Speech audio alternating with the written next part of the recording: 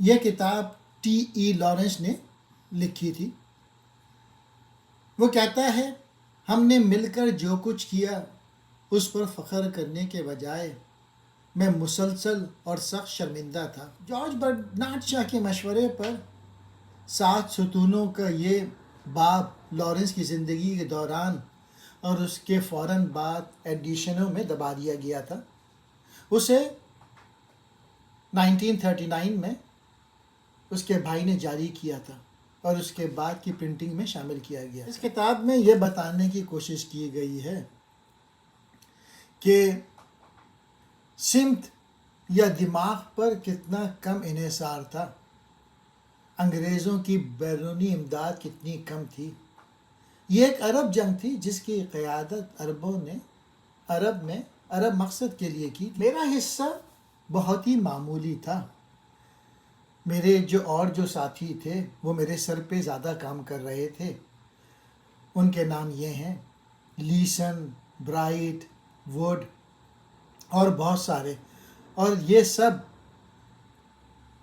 ذمہ دار ہیں عثمانیہ سلطنت کو توڑنے کے لیے۔ اس کتاب میں تاریخ عرب تحریک کی نہیں، اس میں میری ہے۔ یہ روزمرہ کی زندگی، معمولی واقعات، چھوٹے لوگوں کی داستان ہے۔ یہاں دنیا کے لیے کوئی سبق نہیں، لوگوں کو چونکا دینے والا کوئی انکشاف نہیں۔ یہ کتاب معمولی باتوں سے بھری پڑی ہے۔ تمام مرد خواب دیکھتے ہیں لیکن یکساں نہیں۔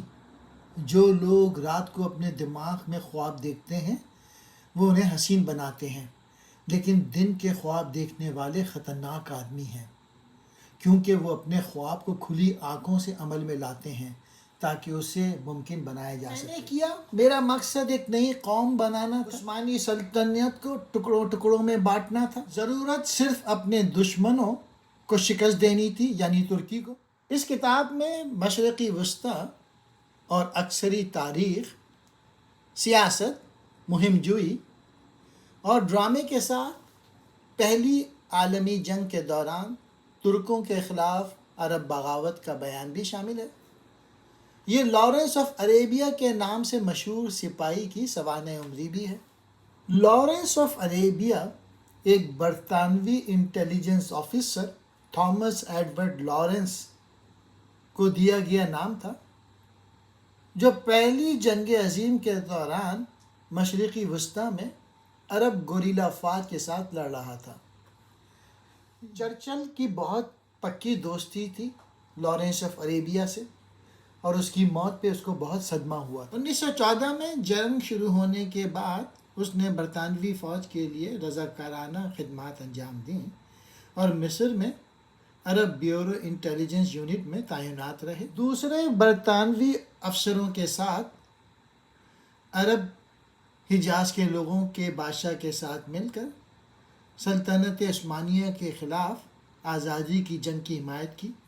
اس نے بغاوت کے ایک رہنما امیر فیصل کے ساتھ مل کر کام کیا، اور اس نے عثمانی مسلح افواج کے خلاف فوجی کارروائیوں میں بعض اوقات رہنما کے طور پر حصہ لیا، جس کا اختتام اکتوبر 1918 میں دمشق پر قبضے پر ہوا۔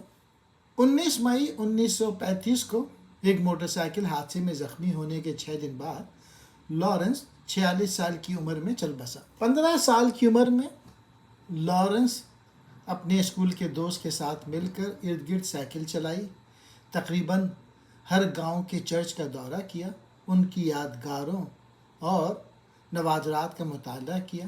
1906 اور 1907 کے موسم گرما میں لارنس نے سائیکل پر فرانس کا دورہ کیا تھا۔ اس نے اپنے گھر پہ لکھا کہ فرانس کے لوگوں نے اس کی شاندار فرانسیسی پر اس کی تعریف کی اور اس سے ہر وقت پوچھتے رہتے تھے کہ وہ فرانس کے کس حصے سے آیا ہے، یعنی اسے زبان پہ عبورت تھی فرانسیسی زبان۔ 1907 سے 1910 تک لارنس نے آکسفورڈ میں تاریخ پڑھی۔ جولائی اور اگست 1908 میں اس نے 2200 میل اکیلے سائیکل سے فرانس سے ہوتے ہوئے بحر روم تک اور فرانسیسی قلعوں کی تحقیق کی، یعنی وہ سائیکل کرنے کا ماہر تھا۔ 1909 کے موسم گرما میں وہ عثمانی شام میں صلیبی قلعوں کے 3 ماہ کے پیدل سفر پر اکیلے نکلا۔ اس نے 1000 میل پیدل سفر کیا۔ اس نے 12ویں صدی ہجری کے آخر تک یورپی ملٹری آرکیٹیکچر پر صلیبی جنگوں کے اثرات کے عنوان سے ایک مقالہ لکھا، جس کے بعد اسے فرسٹ کلاس آنرز کے ساتھ گریجویشن کیا۔ وہ دسمبر 1910 میں بیروت کے لیے روانہ ہوا، جہاں اس نے عربی کی تعلیم حاصل کی۔ اس کے بعد وہ شمالی شام میں کھدائی پر کام کرنے لگا، جہاں اس نے برٹش میوزیم کے لیے چیزیں جمع کی۔ 1915 کے دوران صورتحال پیچیدہ تھی۔ عربی بولنے والے عثمانی علاقوں کے اندر ایک بڑھتی ہوئی عرب قوم پرستی تحریک تھی، جس میں بہت سے عرب بھی شامل تھے جو عثمانی مسلح افواج میں خدمات انجام دے رہے تھے۔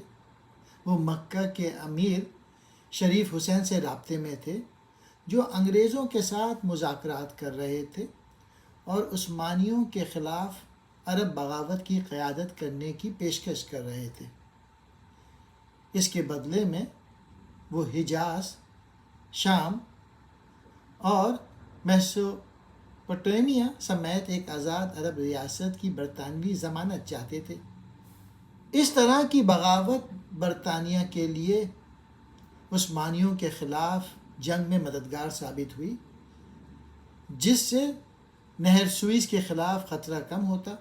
تاہم فرانسیسی سفارتکاروں کی طرف سے مزاحمت ہوئی، جنہوں نے اصرار کیا کہ شام کا مستقبل ایک فرانسیسی کالونی کے طور پہ ہے، نہ کہ ایک آزاد عرب ریاست۔ 1916 کے موسم بہار میں لارنس کو عرب بغاوت شروع کرنے اور عثمانی حکام کو رشوت دینے کے لیے میسوپوٹیمیا بھیج دیا گیا۔ عرب بغاوت میں لارنس کی سب سے اہم شراکت حکمت عملی اور برطانوی مسلح افواج کے ساتھ رابطے کے شعبے میں تھی، لیکن اس نے ذاتی طور پہ کئی فوجی مصروفیات میں بھی حصہ لیا۔ 3 جنوری 1917 حجاز میں ایک عثمانی چوکی پر حملہ،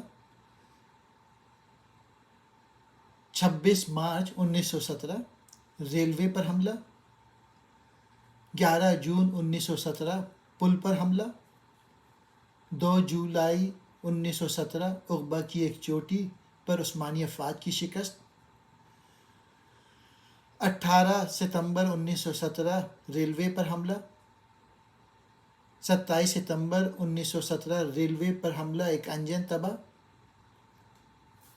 اس کتاب میں 7 ستونوں کو اصولوں یا رہنما خطوط کی مخصوص فہرست کے طور پہ پیش نہیں کیا گیا ہے۔ اس کے بجائے عنوان زیادہ اشتہاری اور علامتی ہے۔ پہلی جنگ عظیم کے دوران جزیرہ نما عرب میں عرب بغاوت کے دوران لارنس کے اپنے تجربات پہ ذاتی عکاسی کرتا ہے۔ یہ کتاب قابل غور ہے کہ یہ کتاب اپنی شاعرانہ اور علامتی زبان کے لیے جانی جاتی ہے۔ 1926 کے آخر میں برطانوی ہندوستان، اب پاکستان میں کراچی اور میرام شاہ کے اڈوں پر بھی تعینات کیا گیا، جہاں وہ 1928 کے آخر تک رہے۔ اس وقت اسے برطانیہ واپس آنے پہ مجبور کیا گیا، جب یہ افواہیں گردش کرنے لگیں کہ وہ جاسوسی کی سرگرمیوں میں ملوث ہے۔ لارنس آف عربیہ لکھتا ہے اپنی کتاب میں کہ یہ بغاوت جو شروع کی تھی عربوں نے ٹرک کے خلاف، اس کی اجازت برٹش گورنمنٹ میں نے دی تھی کہ ہاں یہ بغاوت ہونے کا ہے، کہ میرے بڑوں نے جب یہ خبر سنی بغاوت کی تو انہوں نے مجھے دوبارہ عرب بھیج دیا، گو کہ میں جانا نہیں چاہتا۔ یہ کتاب ایک ڈائری ہے اور اس ڈائری کے تقریباً اس میں 10 کتابیں ہیں اور 122 چیپٹرز ہیں۔